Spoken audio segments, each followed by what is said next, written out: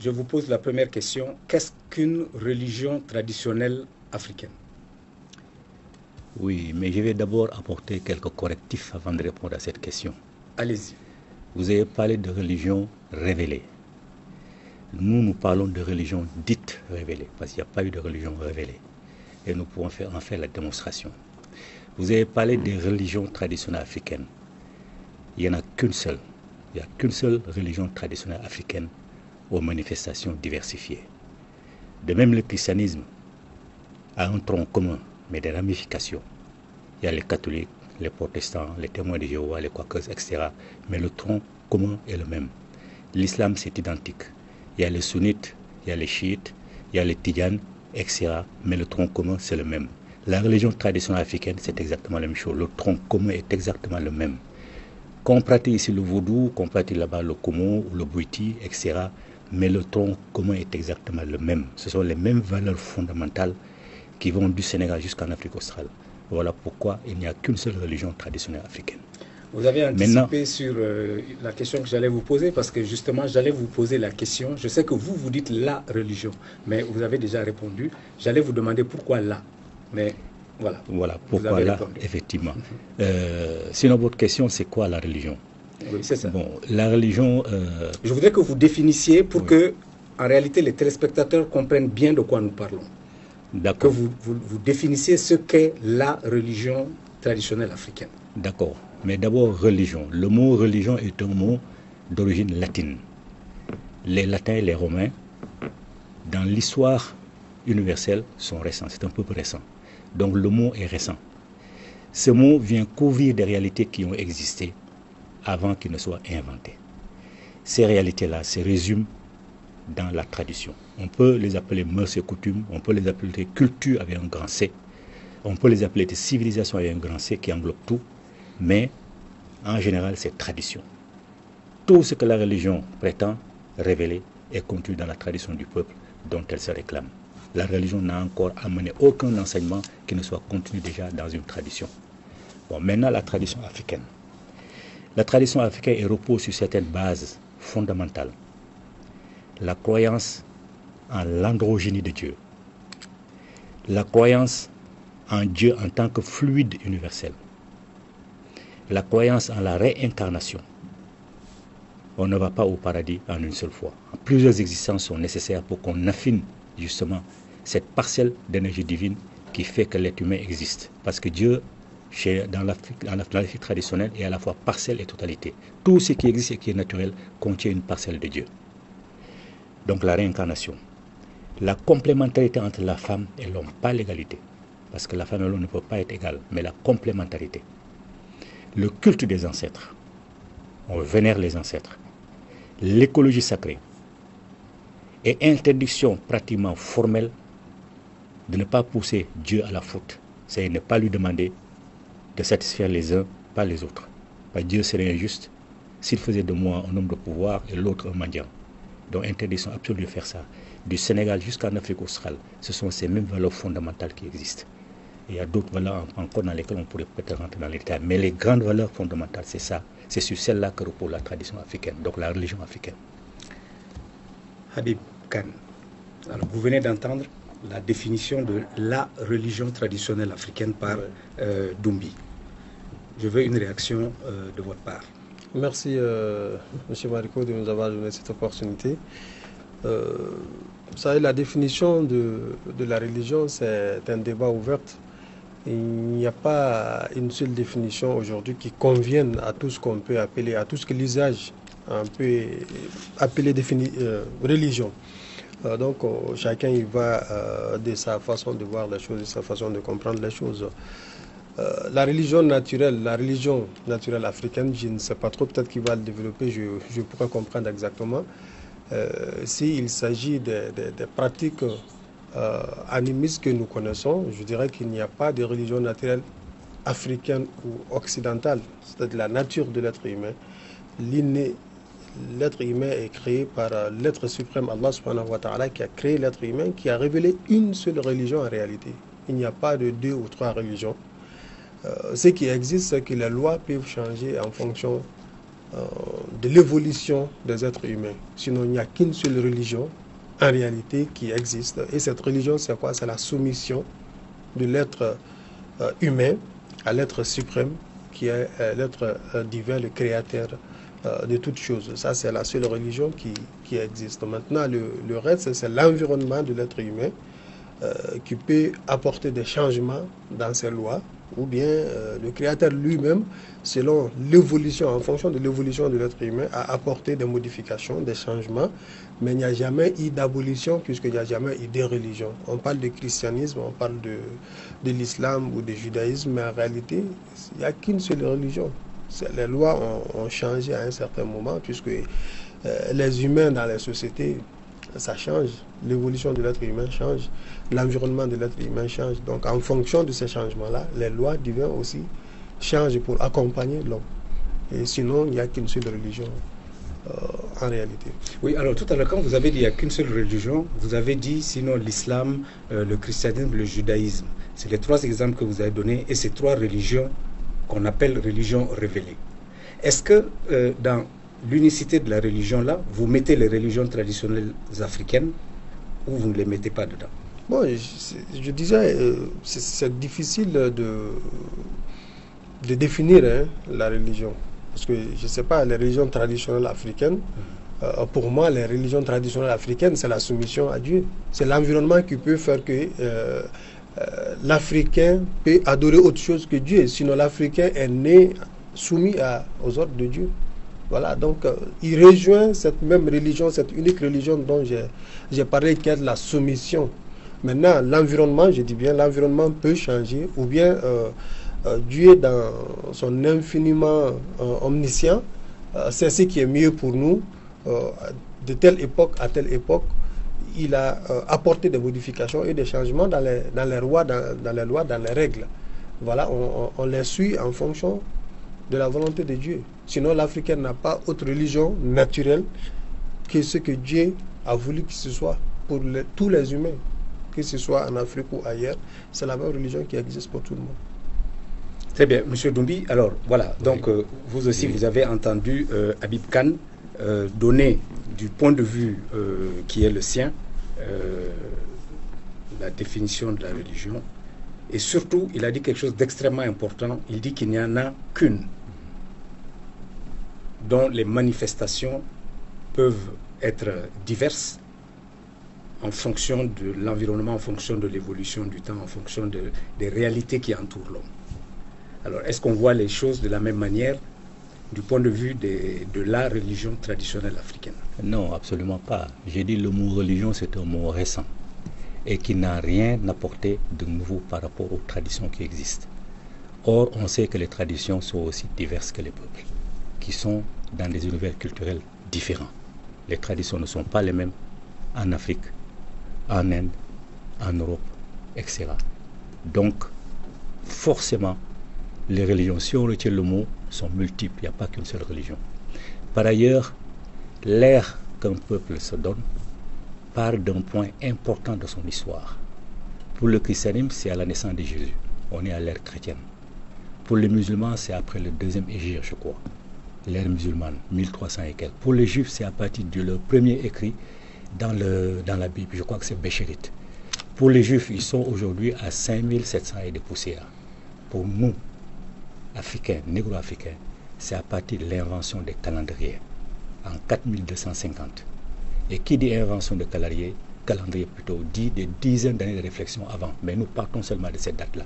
Si vous ajoutez 2014, nous sommes aujourd'hui en 6251. C'est-à-dire qu'il s'agit donc de la religion la plus ancienne. Tout à fait. Donc nous sommes les plus anciens au monde. Nous sommes le peuple le plus ancien au monde. Même si on met de côté les résultats de la science qui prouvent qu'effectivement toutes les autres races proviennent de la race noire. On met ça de côté. On prend seulement l'antériorité de notre ère. Donc si nous sommes les fils aînés et les filles aînées de Dieu, si Dieu a parlé à quelqu'un, c'est forcément d'abord aux Africains. Un père digne de son nom, une mère digne de son nom, n'attendent pas le cadet de la maison pour lui apprendre ce qu'ils savent. Ils apprennent aux aînés ce qu'ils savent pour que les aînés s'occupent de ceux qui suivent par la suite. Donc si Dieu a parlé à quelqu'un, c'est bien notre peuple. Mais non initiés, nos grands sages n'ont jamais dit que Dieu leur a parlé, parce que Dieu ne parle à personne. Mais est-ce que nous parlons du même Dieu? Non, justement, on parle si Dieu, il est unique, il est seul. Oui. C'est-à-dire le Créateur est le même, mais c'est justement la définition qu'on lui donne. C'est comment on le voit. D'ailleurs, vous verrez que chaque peuple, aucun peuple n'a été idiot au point de se donner un Dieu qui n'est pas de la couleur de sa peau et qui n'est pas de son univers culturel. Tous les peuples, Dieu est de la couleur de leur peau, Dieu parle leur langue. Tous les peuples. Donc ça veut dire que c'est la façon dont on le voit. Mais le Créateur, il est le même. Il a créé le monde de la fin. D'une manière différente selon les interprétations. L'interprétation que l'Africain donne n'est pas la même que celle que l'Islam donne, celle que l'Islam donne et celle que le christianisme donne. Ce n'est pas du tout la même chose. Parce que c'est pour ça, pour nous, la façon dont on explique la création, Dieu n'intervient jamais. Dieu ne dit jamais, je modifie ça, je modifie cela. Dieu a créé l'humanité, a donné à l'être humain, qui est la plus complète de ces créatures, notamment qui maîtrise la langue, qui a une intelligence supérieure. Dieu lui a tout donné pour qu'il gère la création selon sa sagesse. S'il détruit la création, c'est son problème. Dieu ne se mêle jamais des affaires des autres. Voilà pourquoi nous ne parlons pas de Dieu. Dieu, pour nous, c'est par respect, tout simplement. Même si on lui rend hommage, c'est seulement par respect. Mais on ne lui demande rien parce qu'il n'a aucune raison d'intervenir. Il y a d'autres entités qui interviennent. Donc pour nous, Dieu, le rapport que nous avons avec Dieu n'a rien à voir avec le rapport que les musulmans, les chrétiens et les autres ont avec Dieu. Alors justement, c'est comme si on me disait qu'un père de famille ne se mêle pas de l'éducation de ses enfants. Un père de famille qui met des enfants au monde, qui ne se mêle pas, les enfants font ce qu'ils veulent. Non, c'est pas comme ça. Quand on parle de religion, c'est vrai, on a parlé de christianisme et de l'islam et du judaïsme. C'est un ensemble de croyances. L'ensemble des croyances et des pratiques. Non, c'est parce que vous aviez cité les trois. Voilà, c'est pour ça que j'ai relevé. Justement, c'est par rapport. Parce qu'il y a d'autres, excusez-moi de vous dire, non, parce qu'il y en a d'autres. Il y a le bouddhisme, il y a beaucoup d'autres religions. Qui n'a aucun lien, par exemple, avec l'être suprême, voilà, le bouddhisme, ou par exemple, il y a des définitions qui parlent même de le football, par exemple. On peut appeler le football une religion, ça dépend. Non, mais c'est une religion. Voilà, c'est une religion. C'est personnel. Voilà, c'est personnel, mais c'est pourquoi j'ai dit que c'est un débat ouvert.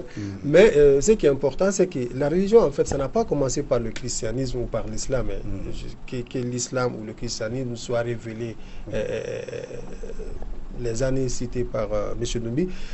La religion n'a pas commencé par là. Le premier être qu'Allah subhanahu wa ta'ala a créé, c'est là que la religion a commencé.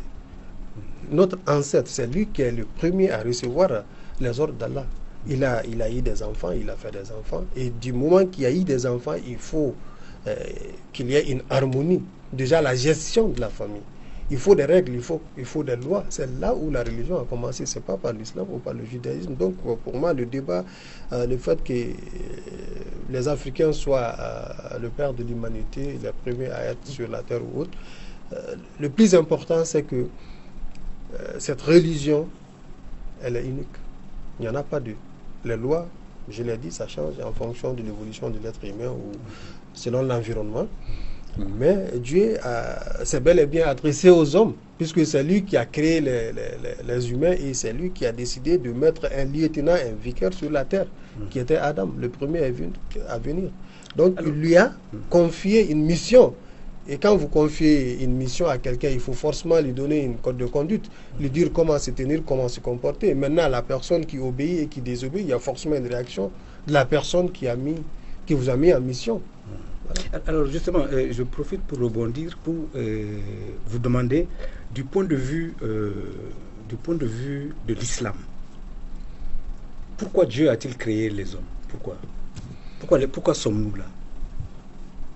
Il y a le Coran qui nous donne des informations par rapport à pourquoi nous sommes créés. Nous sommes créés parce que Allah a voulu manifester, démontrer son existence, sa présence. Et très souvent, les ulémas te diront, nous sommes créés pour adorer Dieu. Mais l'adoration de Dieu, ça prend plusieurs formes ici. La première mission qui nous a été confiée, c'est quoi? C'est être un lieutenant, un vicaire sur la terre. Donc à partir de là, on sait pourquoi nous sommes créés. Nous sommes créés pour être les lieutenants de Dieu sur la terre.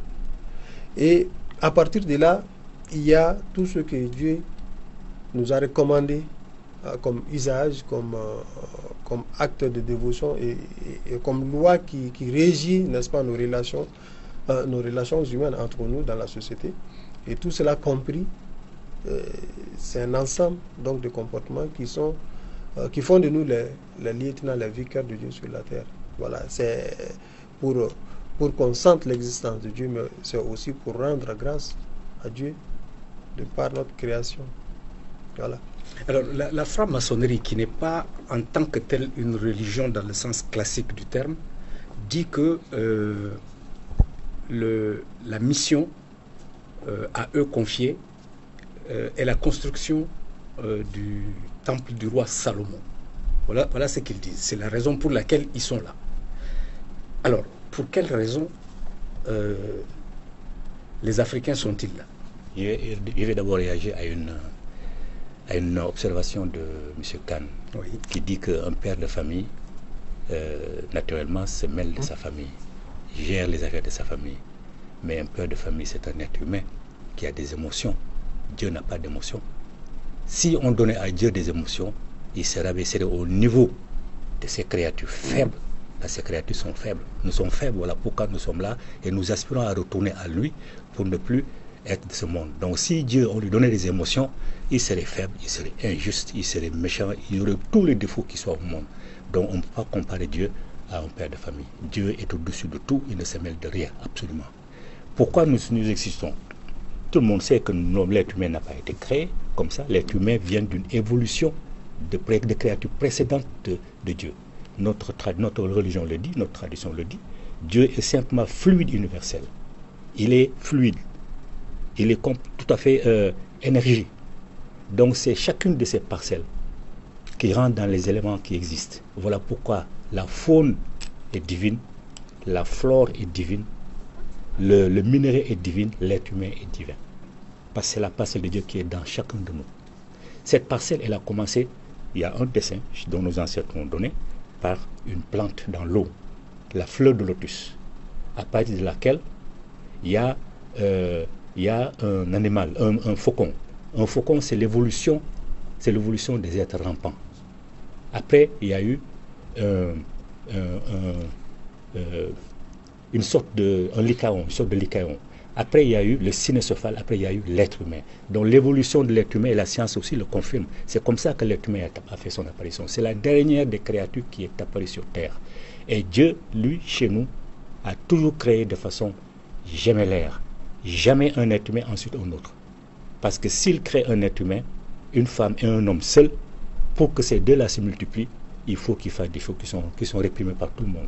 Tout le monde réprime effectivement le fait que des enfants et leurs pères aillent entre eux.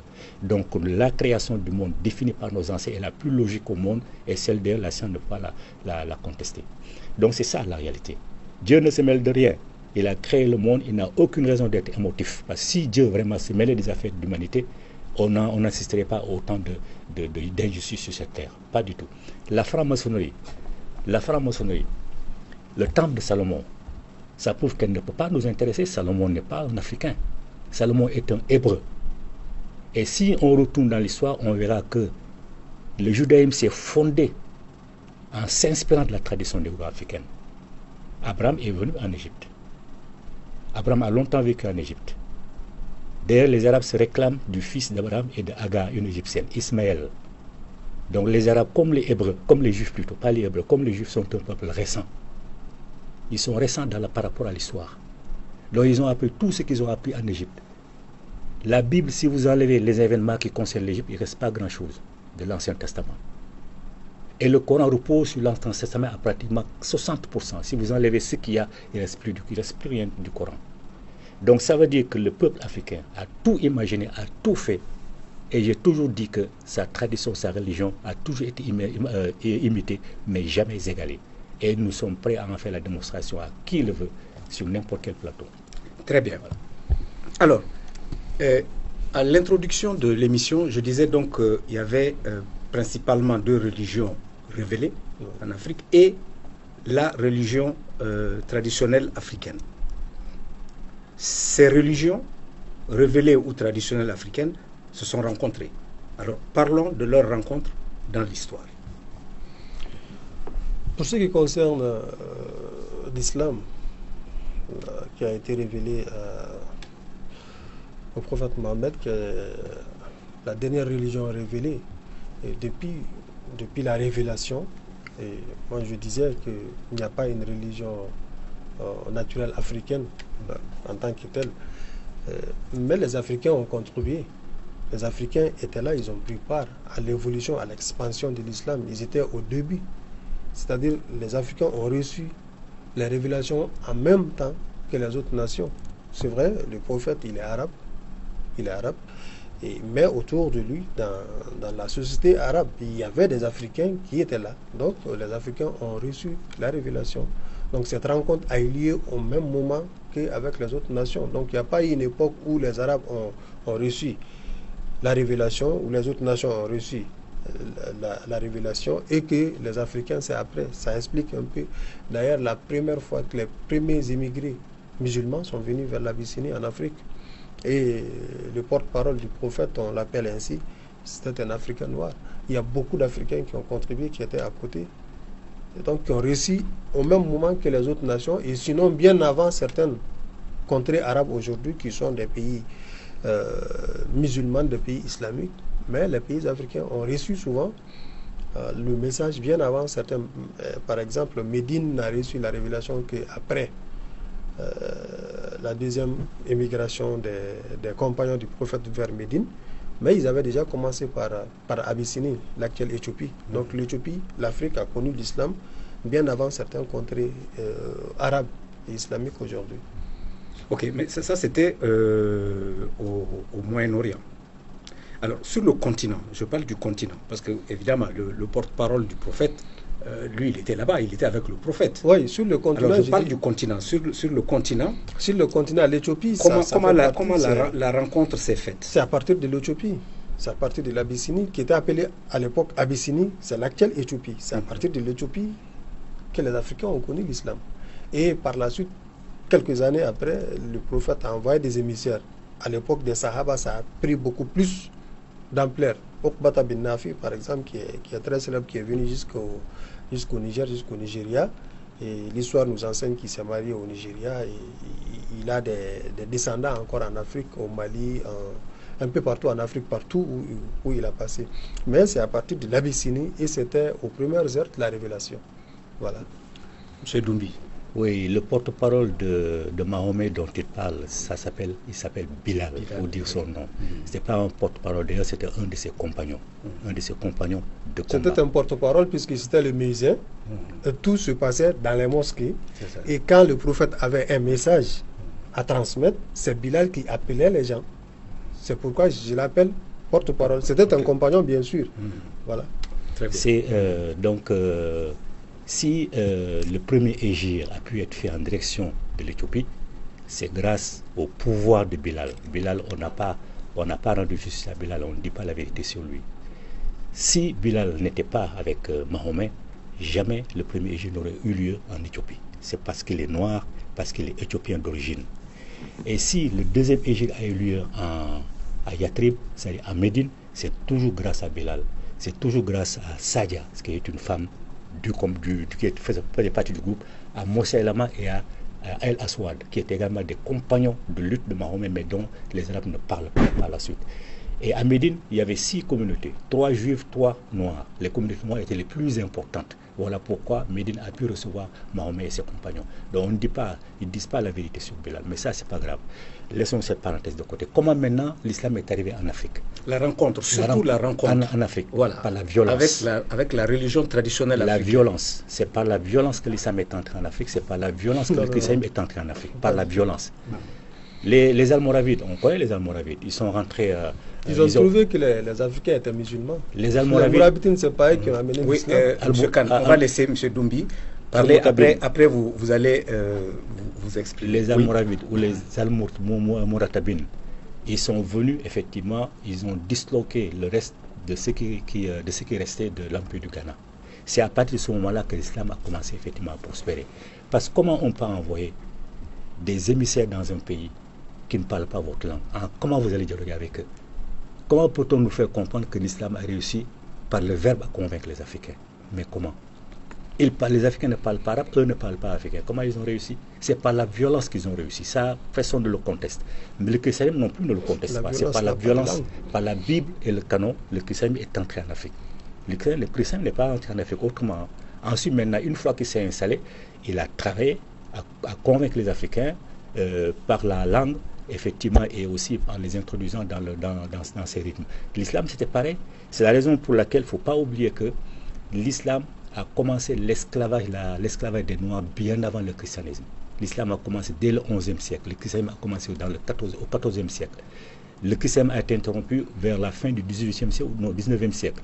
L'islam continue encore aujourd'hui dans certaines régions du monde. Donc l'islam est entré en Afrique par la violence, le Coran et le sabre. Et le christianisme est rentré par la Bible et le fusil. Alors, Habib Khan n'est pas d'accord. Les Mourabitines, quand ils sont venus, l'Empire de Ghana, l'histoire nous enseigne que des mosquées existaient déjà dans l'Empire de Ghana. Ça veut dire quoi? Qu'est-ce qu'il en faisait de ces mosquées? Ça veut dire qu'ils étaient musulmans, ils étaient pratiquants. Dans l'histoire de l'humanité, il y a toujours eu des groupes, il y a toujours eu des gens qui sont venus par les armes. C'est pour d'autres intérêts qui n'ont rien à voir. Les gens ont toujours exploité la religion. Mais ce n'est jamais venu par la violence. Quand les premiers émigrés musulmans sont partis à l'Abyssinie, ce n'était pas par la violence, ils sont partis en tant que réfugiés, ils n'avaient pas de force. Et quand ils ont rencontré le roi, à l'époque, Abrahatat de l'Abyssinie à l'époque, et que les Quraysh ont envoyé des émissaires pour demander leur extradition, et que le roi a écouté les deux parties, les compagnons du prophète qui étaient venus, qu'est-ce qu'ils ont dit?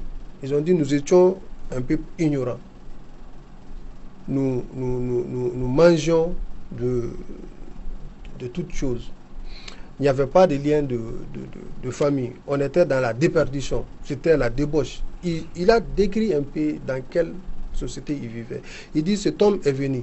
Nous le connaissons, nous connaissons sa famille. Nous connaissons ses origines. Il nous a enseigné des valeurs.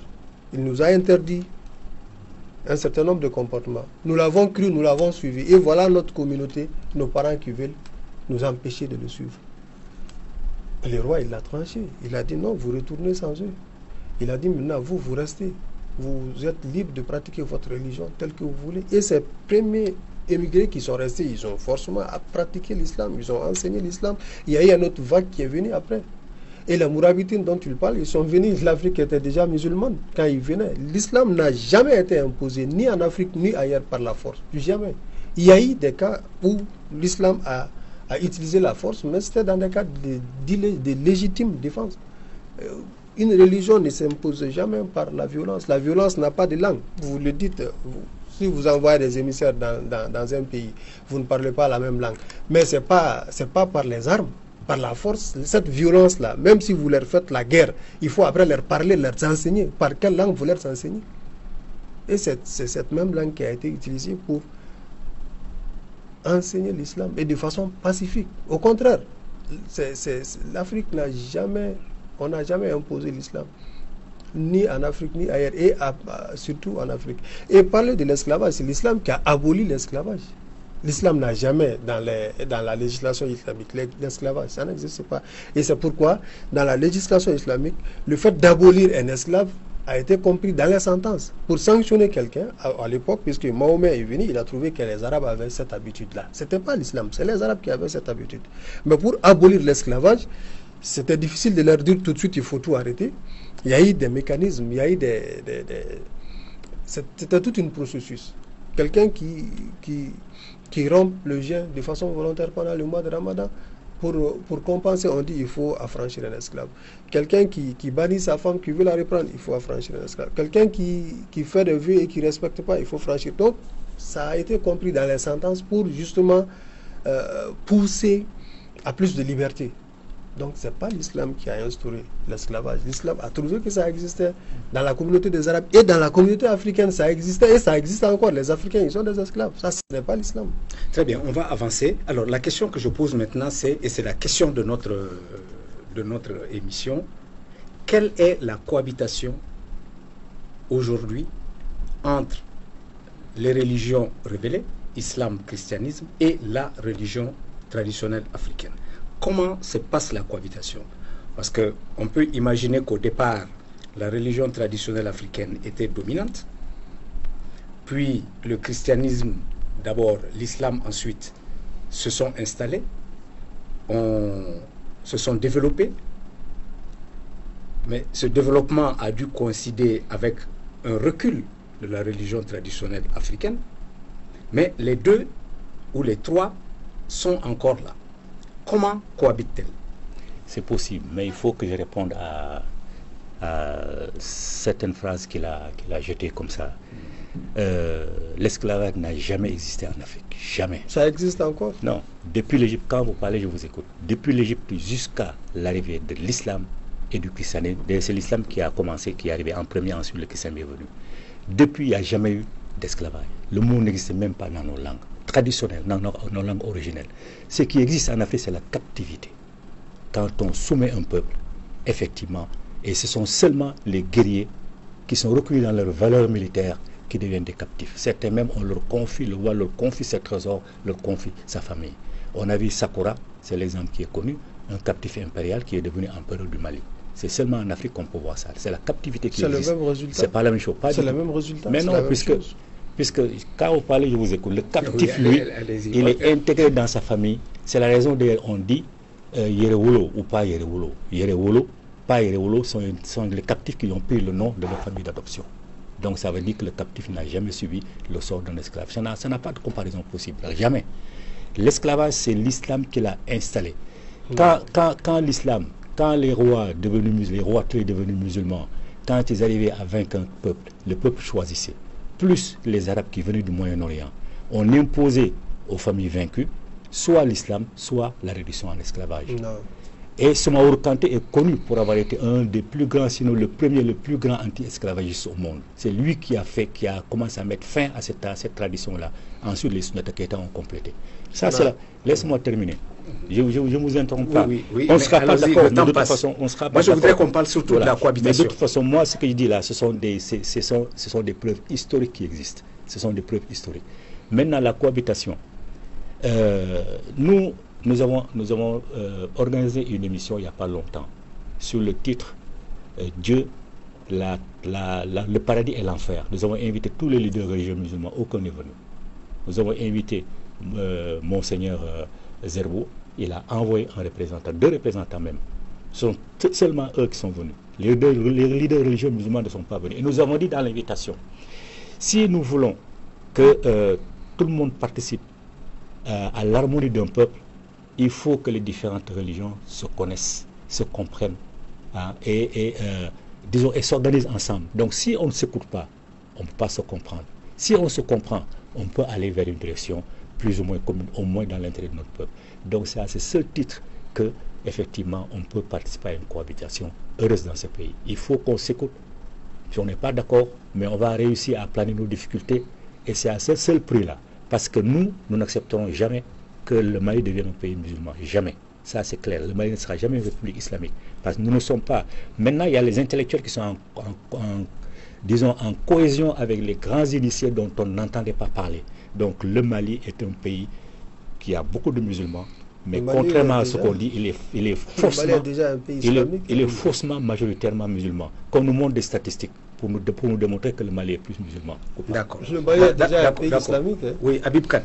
Donc, la cohabitation. Comment, du point de vue du musulman que vous êtes, et surtout du connaisseur que vous êtes, comment voyez-vous cette cohabitation entre le christianisme et l'islam? Parce qu'il y a aussi cette problématique entre les deux religions, ouais. Et entre chacune de ces religions et la religion traditionnelle africaine. Comment voyez-vous cette cohabitation? Déjà, je reviens là-dessus, je le dis, l'islam, c'est l'islam qui a aboli l'esclavage. Ça, c'est clair et net. Et l'islam n'a jamais imposé, même en temps de bataille, à quelqu'un de devenir musulman ou d'accepter d'être esclave. Ça n'a jamais existé dans l'histoire de l'islam. Les captifs des batailles en islam, ceux que nous connaissons, ils payaient moyennant leur liberté, ou ils enseignaient leur langue aux enfants musulmans, moyennant leur liberté. On ne les a jamais imposé l'islam, et ils n'ont jamais été utilisés en quoi que ce soit comme esclaves par l'islam. Ça n'a jamais existé dans l'histoire de l'islam. Les Arabes, il faut faire la différence entre Arabes et musulmans. Arabes et islam, il faut faire la différence. Les Arabes, ils avaient des esclaves, ils ont encore des esclaves. Comme en Afrique, l'esclavage, ça existe encore, ça a toujours existé dans la tradition africaine. Qu'on les achète ou qu'on les captive, c'est le même résultat. Ça a toujours existé et ça existe encore. L'islam l'a toujours combattu et l'islam continue à combattre l'esclavage. Pour ce qui concerne la cohabitation avec les religions, elle est pacifique, la cohabitation, selon l'islam. Les hommes peuvent faire ce que souvent les religions n'ont pas recommandé, mais pour être un bon musulman, il faut croire aux autres religions révélées. Sinon, ta foi n'est pas au complet. Mais tu n'es pas obligé de croire à la religion traditionnelle africaine. Ça n'existe pas, la religion traditionnelle africaine. Ah.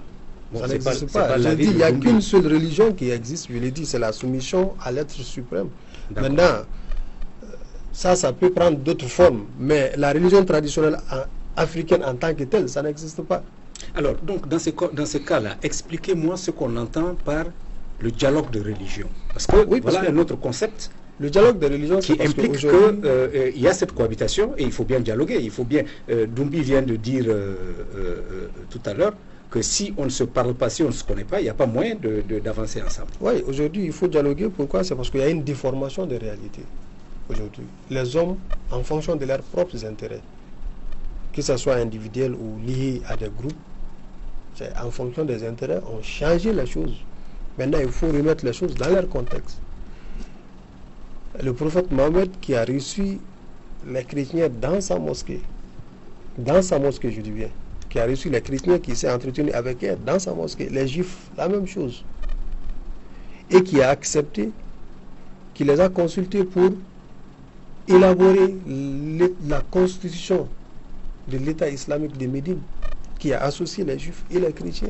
Oui, mais Habib il n'a pas imposé à cette époque-là. Quelqu'un d'autre ne peut pas venir après le faire à sa place. Mais si, maintenant, ce qui se passe aujourd'hui. Oui, parce que j'allais vous dire, quand vous ouvrez la télé ou la radio, il ne se passe pas de jours ou de semaines où on n'entend pas qu'au nom de l'islam, on a posé une bombe quelque part, on a tiré sur des gens. Ils ont fait au nom de l'islam, mais voilà, j'ai dit au nom. Oui, je dis pas que c'est l'islam. Je suis d'accord. Voilà. Je suis d'accord. C'est ce que je disais, parce que les hommes, je l'ai dit, en fonction de leurs intérêts. Ça, c'est en fonction de leurs intérêts. On peut faire des choses au nom de sa famille, au nom de son père, qui n'a rien à voir avec la réalité. Tout ce qu'on colle aujourd'hui, l'étiquette qu'on colle à l'islam, la violence et autres là, ça n'a jamais été la réalité de l'islam. C'est pourquoi je suis remonté pour vous donner un exemple.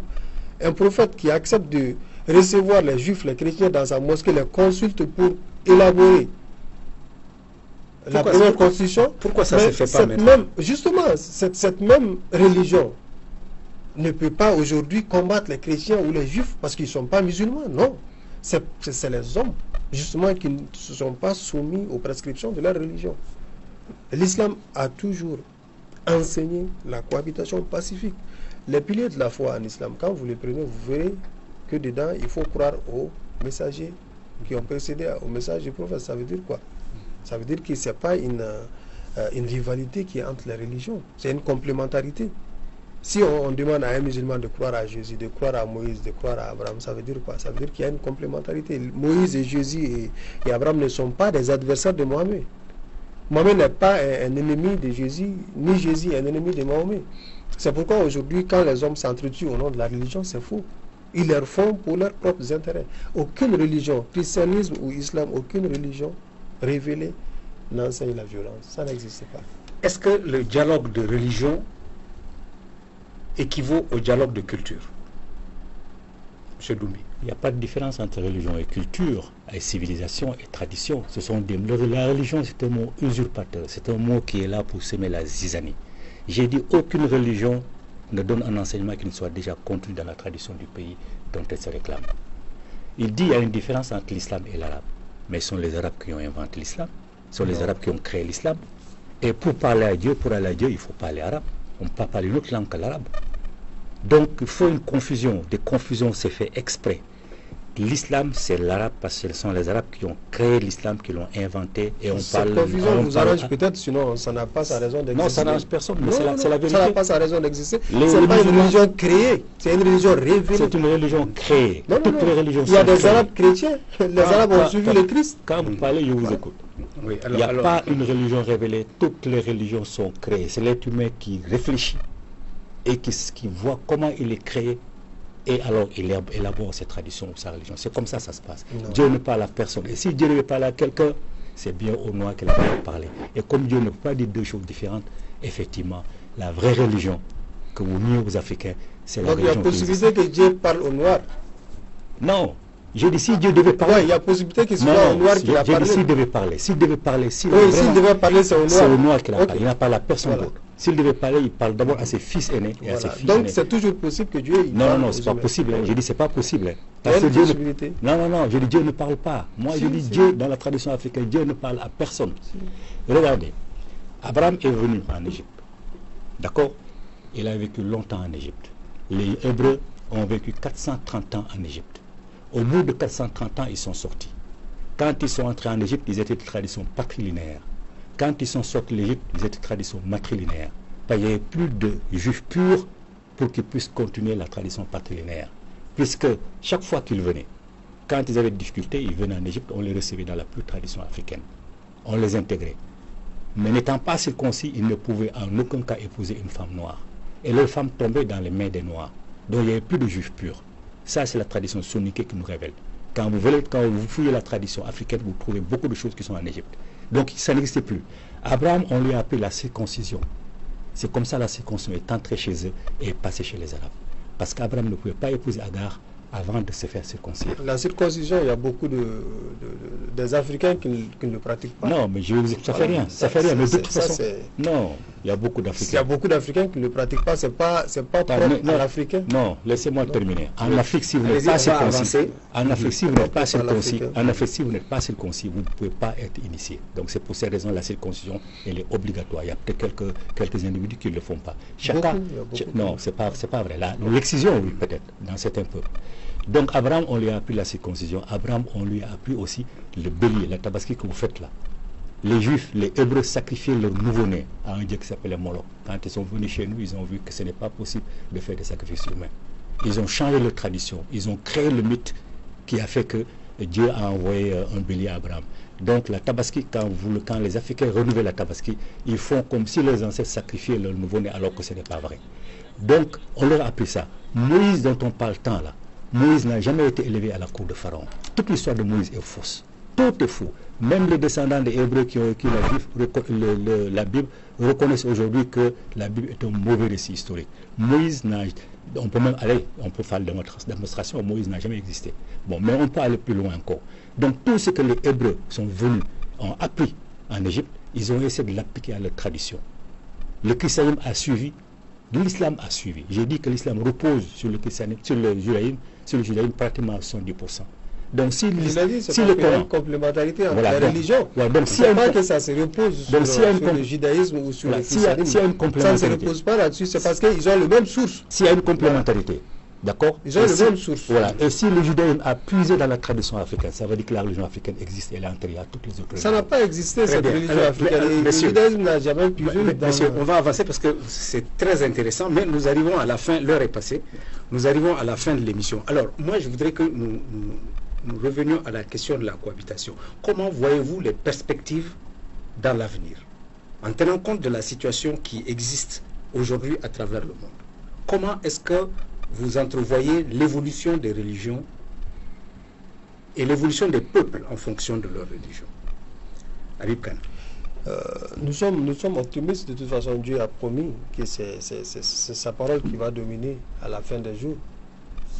Maintenant, il va créer les moyens. De façon pragmatique, ce qui se passe aujourd'hui. Il y a beaucoup de pays, malgré qu'il y a des problèmes de part et d'autre, mais il y a beaucoup de pays aujourd'hui qui ne connaissent pas ce problème. Et il y a une cohabitation pacifique. Parlant de la sous-région, par exemple au Mali, au Sénégal, en Côte d'Ivoire, ça va. C'est pacifique la cohabitation. Aujourd'hui, musulmans et chrétiens, les leaders religieux sont tous d'accord qu'il faut aller ensemble, qu'il faut discuter, qu'il faut échanger, qu'il faut converger ensemble. Et il y a des démarches dans ce sens. Au niveau du Vatican, ça existe. En Arabie Saoudite, ça existe. À l'université Al-Azhar, en Égypte, ça existe. La Libye avait commencé à un moment donné. Au Mali, ça existe. Donc, beaucoup de pays aujourd'hui sont en train de développer, n'est-ce pas, ce dialogue interreligieux pour éviter de tomber dans les erreurs que certains ont connues. Donc, ça ne peut être que meilleur dans les jours à venir et dans les années. Est-ce que dans l'apprentissage, je donne un exemple concret, est-ce que dans l'apprentissage de la religion musulmane, par exemple, est-ce qu'on apprend à l'enfant la tolérance et le respect vis-à-vis de l'autre qui est différent. Ah oui, mais bien sûr, puisque le Coran ne cesse de... Mais on n'en a pas l'impression. Le Coran ne cesse de parler de Jésus, de Moïse, de tous les messagers qui ont précédé. C'est pour enseigner aux autres la différence. Oui, je vous pose la question, Habib. Je vous pose la question, Habib, c'est parce que dans la réalité, quand vous sortez dans la rue, vous n'avez pas cette impression-là. Vous avez l'impression de l'intolérance, au contraire. Donc c'est pour ça que je pose la question, est-ce qu'on apprend la tolérance est due à l'ignorance.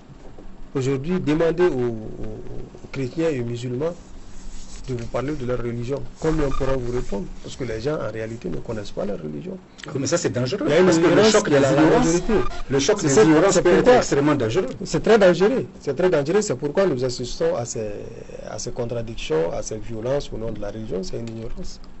Mais l'islam, les belles récits concernant Jésus et Moïse, c'est le Coran qui les dit. L'honneur que le Coran fait à Jésus n'est pas fait à Jésus par les chrétiens. La mère de Jésus, elle a été honorée par le Coran. Et ces enseignements ne peuvent pas être qu'en faveur de la cohabitation. Et puisque je le disais, pour être un bon musulman, un bon croyant, il faut croire au message révélé. Ça veut dire qu'il faut accepter de cohabiter avec eux. Le mariage mixte est accepté par l'islam. Les invitations de part et d'autre, vous savez, les relations, c'est ce qui entretient les relations. Il est permis à un musulman de répondre à l'invitation d'un chrétien et vice-versa. Et vice-versa. Donc, il est permis le prophète, paix et salut sur lui, a accepté des cadeaux offerts par des juifs et des chrétiens. Il l'a accepté. Donc, c'est des enseignements qui sont donnés effectivement aux débutants, à ceux qui apprennent l'islam, d'être tolérants envers les autres. L'appel à l'islam, ça se fait par la sagesse et la bonne manière, et pas par la violence. Vous savez, au début du christianisme, les chrétiens prenaient tout simplement la statue d'Assaté et de Or, plus connu sous le nom grec de Isis et Horus. Isis tient toujours son fils Horus dans les bras. Au début du christianisme, c'est ça qu'ils prenaient pour symboliser Marie, la Vierge et l'enfant. Avec le temps, ils ont blanchisé. Jusqu'à maintenant, on ne montre plus qu'une femme blanche et un bébé blanc pour symboliser Jésus et Marie. Ça veut dire, c'est une preuve de plus que le christianisme a bien puisé effectivement la source africaine. Et Horus, le père d'Horus qui est Asare, et que les Grecs disent Osiris, Jésus est la copie conforme de Horus. C'est la différence entre eux et nous. C'est que nous savons d'où vient l'islam, le christianisme, le judaïsme. Nous connaissons toute l'histoire, mais ils ne savent rien de notre tradition. Parce que ces histoires-là sont écrites. Voilà. L'Africain, c'est les autres qui nous enseignent notre histoire en Afrique. Donc, nous connaissons leur histoire. Parce que ça, c'est écrit, c'est normal. D'accord, mais on arrive à la fin. Voilà. C'est écrit. C'est pas caché dans l'histoire de l'Afrique. D'accord. Est-ce que ça existe? Très rapidement. Moi, j'ai dit. On est arrivé à la fin, donc on conclut. Oui, non. La cohabitation, comment vous la voyez dans l'avenir? Oui, mais c'est important de le voir. En quelques secondes seulement. En quelques secondes. Allez-y. Moi, j'ai dit l'Arabie Saoudite a commandé la traduction du Coran. C'est avec ça que nous travaillons. Donc, vous ne pouvez pas dire que ce sont de fausses paroles. Donc, nous connaissons l'islam, son origine. Je n'ai pas dit que c'est de fausses paroles. J'ai dit que c'est écrit. Si vous m'avez trompé. De fausses paroles. De toute façon, je dis que c'est écrit. Et l'histoire de l'Africain, c'est les autres qui nous enseignent notre histoire. D'accord. Parce que pour que nous connaissions l'histoire de l'Afrique, c'est parce que les Arabes l'ont écrit. Et les Français l'ont traduit. D'accord. Afrique, on n'a pas d'écriture. Vous connaissez tout ce que nous avons comme richesse. Messieurs, nous sommes arrivés. On me signale que nous avons dépassé le temps qui nous est imparti. Je sais que c'est très intéressant. Nous allons, et je vous le promets, nous allons poursuivre ce débat dans une prochaine émission. Mais pour aujourd'hui, je voudrais que nous concluions sur les perspectives de la coexistence, de la cohabitation des différentes religions révélées ou traditionnelles africaines. Donc, Habib s'est exprimé. Vous avez la parole pour conclure. Moi, je dis qu'elle est possible, mais à la condition qu'ils sachent que l'islam et le christianisme sont venus en terre étrangère et qu'ils ont trouvé ici une tradition et qu'il faut dialoguer avec cette tradition-là. Si on le fait, il n'y a aucun problème. Mais de toute façon, ils seront contraints à le faire. Ils sont contraints à le faire parce que nous, nous n'accepterons jamais qu'on nous mette de côté. Et aucun Dieu ne pourra nous empêcher. Les terres appartiennent à Dieu, il y a qu'un seul Dieu qui existe. Très bien, merci. C'est les enseignements de Dieu qui sont enseignés partout où il a voulu que ce soit enseigné. Très bien. Alors, ce que je retire en tout cas de ces échanges-là, c'est que le dialogue est indispensable. La rencontre pacifique, intelligente, l'ouverture d'esprit vis-à-vis de l'autre sont indispensables pour que ce dialogue entre les religions, ce dialogue entre les cultures soit fécond, soit fructueux pour le grand bénéfice des croyants, pour le grand bénéfice de l'humanité tout entière. Monsieur Fakoli Doumbie, Monsieur Habib Kane, je vous remercie pour ces excellentes contributions. Merci. Qui, je l'espère.